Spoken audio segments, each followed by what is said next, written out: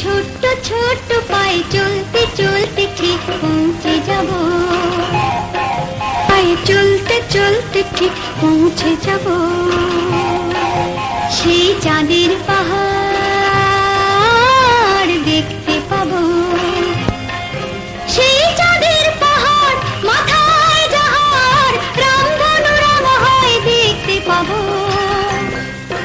ঠিক পৌঁছে যাব এই ছোট্ট ছোট্ট পায়ে চলতে চলতে ঠিক পৌঁছে যাব।